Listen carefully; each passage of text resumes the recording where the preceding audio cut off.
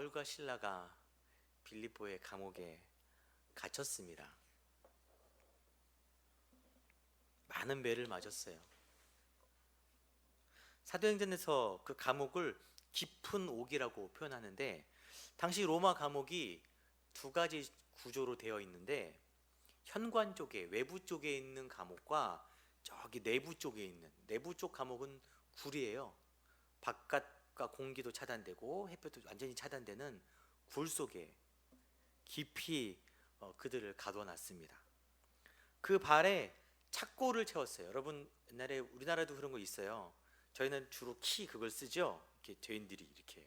근데 발에다가 나무로 딱 구멍 2개 뚫어서 발을 고정시키는 착고를 채웠는데, 자유롭게 움직이지 못하도록, 도망가지 못하도록 하는 장치예요.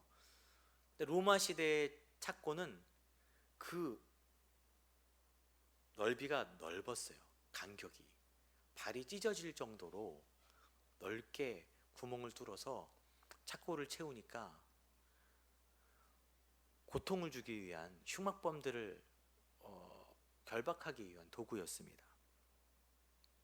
근데 바울과 실라가 유대인이라는 이유 때문에, 그 귀신 들린 여인을 고쳐줬다는 이유 때문에 이 억울하게 재판을 받고 매를 맞고 착고를 차고 피투성이로 지금 감옥에 쓰러져 있는 거예요. 그들이 그곳에서 하나님을 찬양하는데, 뭐 좋은 자세로 했겠어요. 다리가 그렇게 되어 있는데 엎드려져서 하나님을 찬양했겠죠. 그때 하나님의 역사가 그곳에 일어납니다. 큰 지진이 일어났어요. 그냥 지진이 일어난 것이 아니라 일반적인 범주를 넘어서서 옥토가 움직이고 문들이 열리고 메인 것이 벗겨졌어요. 지진이 난다고 메인 것이 벗겨질 리는 없잖아요. 우연스럽게 일어난 자연현상이 아니라 하나님이 그 가운데 역사하신 것입니다. 누가 봐도 부인할 수 없는 명백한 놀라운 승리의 역사가 그 장소에 일어났어요. 우리도 이런 승리를 항상 기도하죠. 내 인생에도 이런 승리가 있기를 바랍니다 라고 소망을 합니다. 오늘 우리가 다룰 주제가 믿음의 승리예요. 여러분, 그 말 많이 사용하죠? 교회에서. 저도 성도님들이 믿음 안에 승리하기를 소망합니다. 여러분들이 다 이기기를 원해요. 그런데 정작 믿음의 승리가 무엇이냐 라는 정의에 대해서 우리는 잘 모를 때가 많습니다.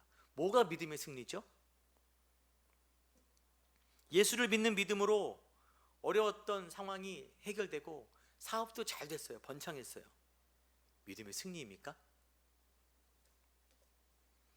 믿음의 자녀가 노력해서, 다음 세대 자녀가 믿음으로 노력해서 공부도 잘하고 좋은 대학도 가고 취직도 잘했어요. 믿음의 승리입니까? 시중의 간증집들은 대부분 무엇인가 믿음으로 이루어냈다, 대부분 그렇잖아요. 내가 믿음으로 정말 어려웠는데 그 굴곡이 있었지만 결국 믿음으로 내가 성취해냈다. 이게 이런 내용들입니다. 저도 그런 간증의 이야기를 듣고 가슴이 뜨거웠던 적들이 많았어요. 그렇지, 주님이 나에게도 역사하실 거야. 예전에 사역을 하다가 가끔 이상한 상황을 접하게 됩니다. 어떤 소그룹을 인도하고 있었는데 어떤 집사님이 일어나셔서 하나님이 자기에게 복 준 얘기를 하는 거예요. 그런데 그 옆에 되게 어려운 분들 많았거든요. 힘든 분들 많았는데 하나님이 내게 복을 주셔서 일이 잘 풀리고 돈도 많고 걱정이 없어요.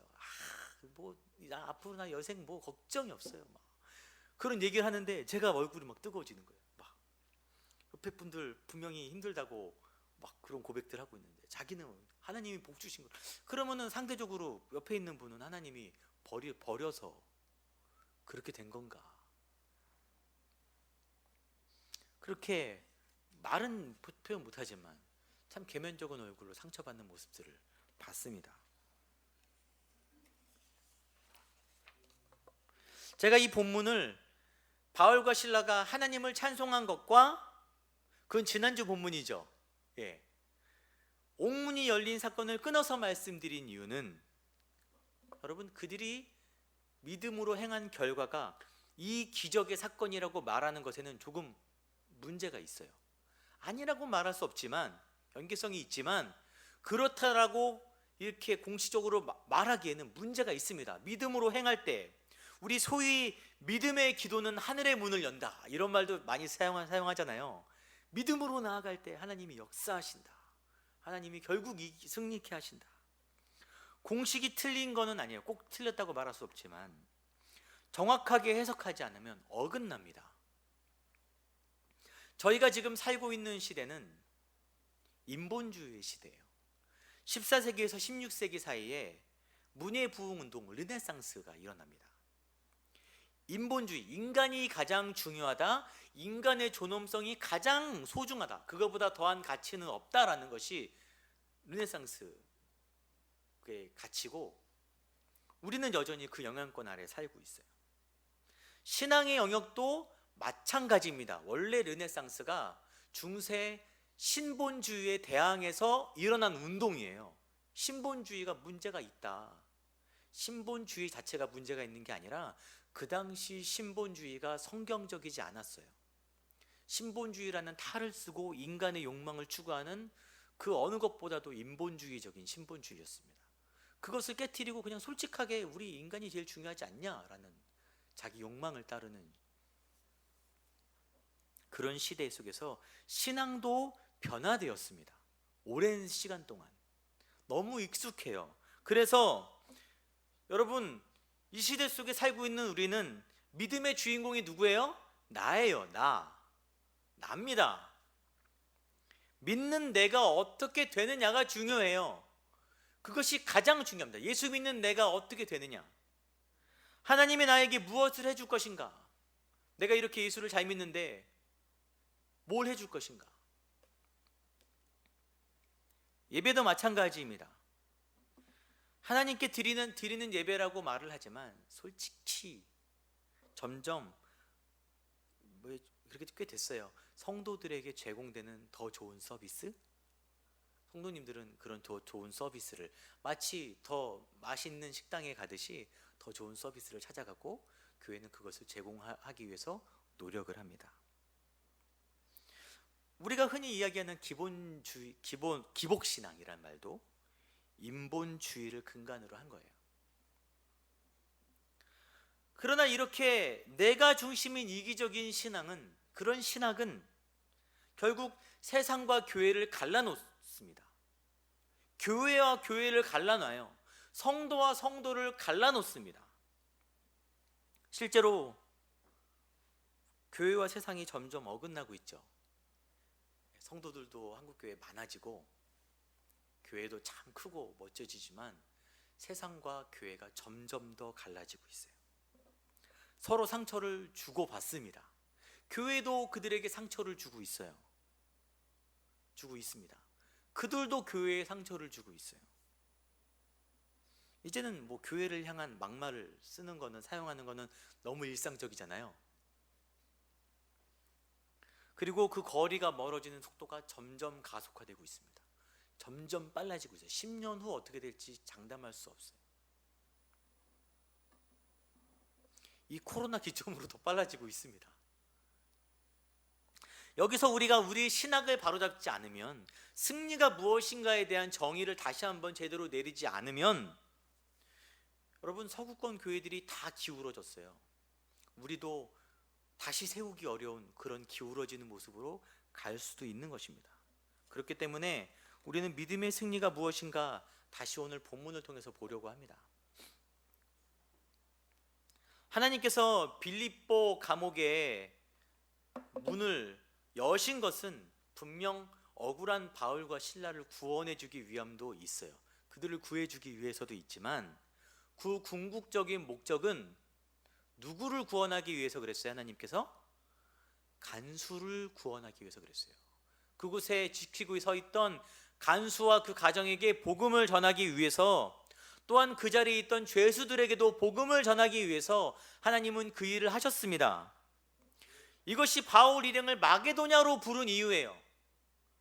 바울이 성공하게 하기 위해서 부른 것이 아니라 사람들을 구원시켜서 교회를 세우고 복음을 증거하기 위해서 세우셨습니다. 저희 간판에도 써 있어요. 하나님은 모든 사람이 구원을 받으며 진리를 아는 데 이르기를 원하시느니라. 바울은 이것을 알고 있었습니다. 명확하게 이것을 알고 이것을 향해 나아가는 사람이었어요. 깊은 지하 감옥이 열리고 채워진 것이 막 벗겨졌어요. 쇠사슬도 벗겨지고 착고도 벗겨지고, 얼마나 대단한 기적이에요. 만약에 저에게도 그런 기적이 일어났다면 제가 여러분들 앞에 얼마나 권위적인 목회자가 되었겠어요. 책도 쓰고 막. 바울은 그 자리에서, 그 기적적인 현장에서, 얼마나 역동적이에요. 현장에서 하나님의 마음을 알고 있었다고 생각을 합니다. 그 증거가 뭐냐면은, 여러분, 옥문이 열린 신호가 무슨 신호예요? 풀어진 신호가 무슨 신호예요? 나가라는 신호죠. 이제 나와라. 아무것도 너를 막을 수 없다. 복음을 믿음으로 가는 너희 앞을 아무것도 막을 수 없다라는 사인이에요. 그런데 바울이 나갔습니까? 안 나갔어요. 바울은 그 순간 이것이 자신의, 내가 취할 승리가 아님을 알았습니다. 갈라디아서 2장 20절에 그는 같이 읽을까요? 내가 그리스도와 함께 십자가에 못 박혔나니 그런즉 이제는 내가 사는 것이 아니요 오직 내 안에 그리스도께서 사시는 것이라.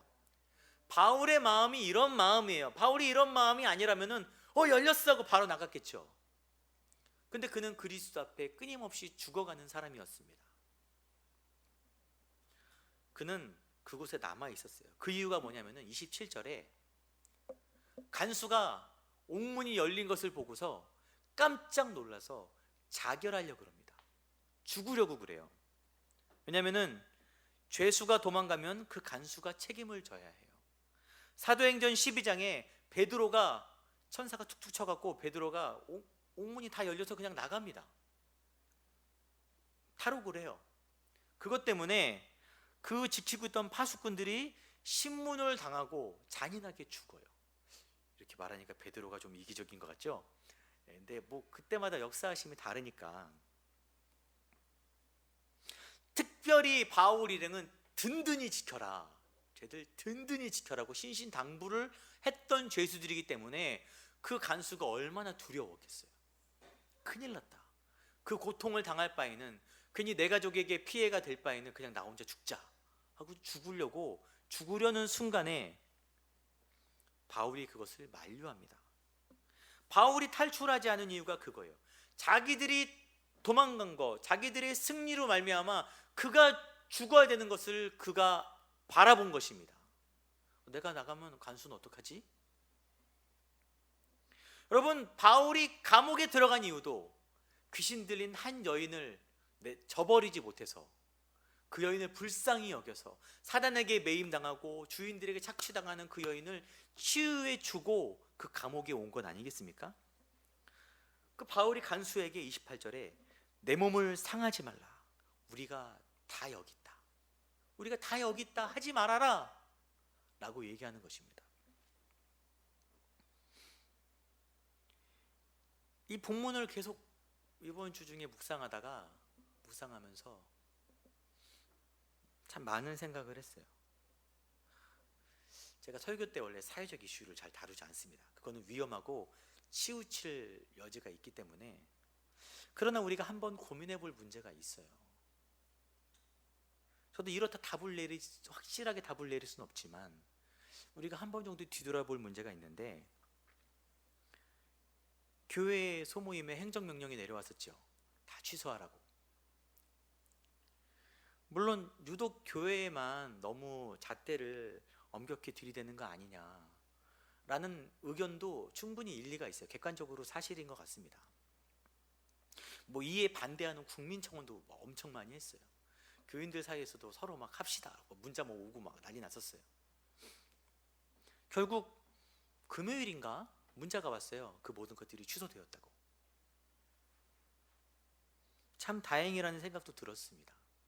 번거롭거든요. QR코드 찍기 번거롭습니다. 여러분 매번마다 문자 인증해갖고 여러분 QR코드 받아서 찍는 거 힘들어요. 다행이란 생각도 들지만 제 마음속 깊이 목구멍 깊숙이 가시처럼 뭐 걸려 있는 거예요. 뭐가 이것이 과연 교회가 이긴 건가? 교회가 이겼나? 취소됐으니까 이겼나? 하나님이 교회를 승리케 하셨나? 그럼 승리했다고 치면 우리에게 남은 게 뭔가? 우리에게 지금 남은 승리로서 얻어진 게 뭔가라는 고민을 했어요. 하나님이 지금 우리에게 원하시는 것이 무엇인가? 남은 것은 수많은 욕설밖에 없어요. 수많은 욕설.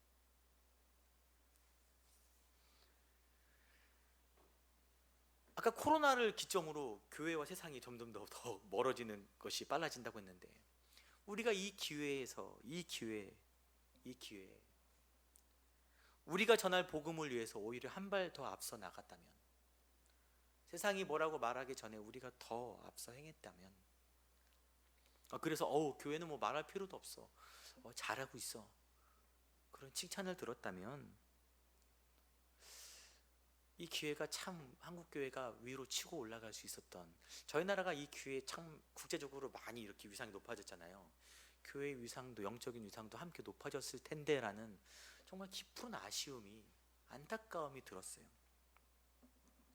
우리는 언제부턴가 어떻게 하면 세상에 복음을 전할 것인가? 바울은 세상에 복음을 전하기 위해서 때로는 낮은 자의 모습으로 갔어요. 때로는 포기했습니다. 그런데 우리는 언제부턴가 어떻게 하면은 우리가 지닌 힘을 늘리고 그것을 유지할 것인가의 마음을 빼앗겨 버린 거예요. 우리들의 신앙이 어느새 그렇게 고정되었습니다. 본문에서 바울이 그냥 감옥을 빠져나갔다면 그랬을 수도 있죠. 그래도 대단한 승리예요. 얼마나 큰 놀라운 승리입니까? 그러나 그랬다면 그 간수는 복음을 접하지 못한 채 아마 바울과 그의 하나님을 원망하며 죽었겠죠. 그에게 하나님은 그리스 신화에 나오는 신들처럼, 신들 중에 아주 능력 있는 한 신일 수는 있었어도 그를 구원해 주시는 구원의 하나님은 아니었을 거예요.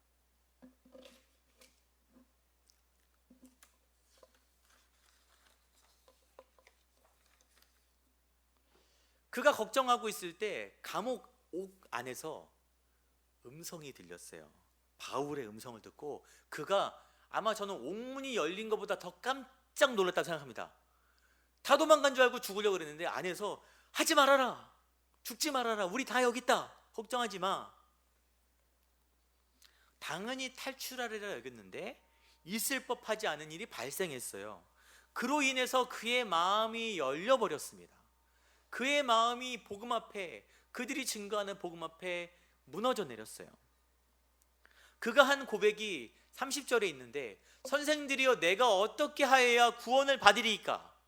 그가 왜 이 이야기를 하냐면은, 귀신 들린 여인이 바울 일행을 따라다니면서 계속해서 며칠 동안 한 이야기가, 저들은 구원의 길을 너희에게 전하는 자다.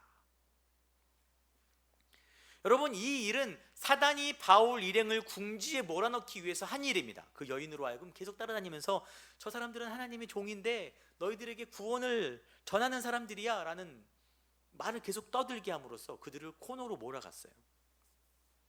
그러나 사단은 그들을 궁지에 몰아넣었지만 바울의 선택으로 말미암아 그것이 도리어 진리로 나아가는 길, 진리로 나아가는 도구가 되어버렸습니다. 사단이 가장 싫어했던 결과가 지금 일어났어요. 주 예수를 믿으라, 그리하면 너와 내 집이 구원을 받으리라. 이 말을 전하기 위해서 이 모든 일들이 일어났습니다. 참 하나님과 바울의 놀라운 협력 플레이 같은 느낌이 들어요. 간수의 온 가족이 구원을 받았어요. 아직 복음이 많이 증거되지 않았던 그 빌립보 지역에 간수와 그 가족이라는 또 하나의 성도들이 생겨난 것입니다. 여러분, 세상에 이것만큼 대단한 승리가 없는 거예요. 그가 감옥을 빠져나간 승리보다 더한 승리가 영원히 구원되는 승리인 것입니다. 그 이야기에 포함된 또 하나의 중요한 이야기가 있는데, 그 밤 그 시각에 간수가 그들을 데려다가 그 맞은 자리를 씻어주고 자기와 그 온 가족이 다 세례를 받은 후 그랬어요. 여러분, 우리가 영화 볼 때 그 감옥 같은 걸 다루는 영화들이 있잖아요. 그 감옥을 지키는 교도관들이 죄수를 다루는 태도가 어때요? 친절합니까? 안 친절해요. 특히 외국에는 막 움직여, 막 하면서 막 엎드려, 막 하면서 막 그러고 굉장히 억압적입니다. 여기 이곳에 빌립보의 간수가 바울에게 호의적일 이유가 전혀 없어요. 전혀 없어요. 그도 유대인을 싫어했던 헬라인이었습니다. 상처투성이인 바울과 실라의 발에 그 아픈 착고를 채울 때 그가 그들을 배려해 줬을까요? 아니에요. 그냥 강제로 채우고서 버려뒀을 거예요. 험한 말을 했을 거예요. 든든히 지키라 했으니까 더 그랬을 거예요. 제가 바울이라면 미웠을 것 같아요. 저놈의 새끼, 나쁜 놈의 새끼들. 바울도 그렇게 몸이 아픈데 좋았겠어요? 근데 오늘 본문에 보니까 그 간수가 바울의 맞은 자리를 씻어주고 그의 육신을 회복시키고 그의 마음에도 위로가 되는 거예요. 바울은 어떻게 했습니까? 바울은 세례를 통해 간수의 죄를 씻어줍니다. 서로 간에 회복을 줘요. 간수도 바울을 회복시키고 바울도 간수와 그 가정을 회복시킵니다. 어떤 학자들은 바울을 씻겼던 그 그릇이 바울이 그 그릇을 가지고 그에게 세례를 줬다, 같은 그릇으로 그 일이 일어났다라고 해석하기도 합니다. 그리스도의 길을 택할 때, 예수님의 마음을 택할 때 간수를 구원시키고 자신 역시 그로 말미암아 치료받고 마음의 위로를 받은 것입니다. 복음 안에서 화목하게 된 거예요. 여러분, 복음은 화목하게 하는 능력입니다.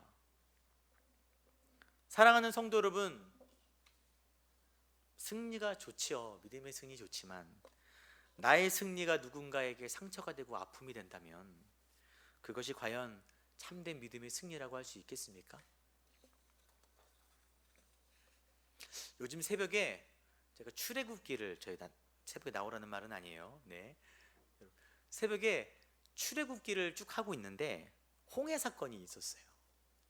홍해 사건 아시죠? 이스라엘 백성들이 갈라진 홍해로 먼저 들어가고 애굽의 수많은 군사들이 따라 들어왔다가 모조리 수장된 사건이에요. 대단한 승리의 사건이라고 손꼽힙니다. 근데 오늘 본문을 계속 보다가 묵상을 하다가 그 본문을 보니까 또 다른 거예요. 그리스도를 이 땅에 보내서 구원을 이루기 위한 구약의 여정 가운데 필요한 일이었다고 생각을 합니다.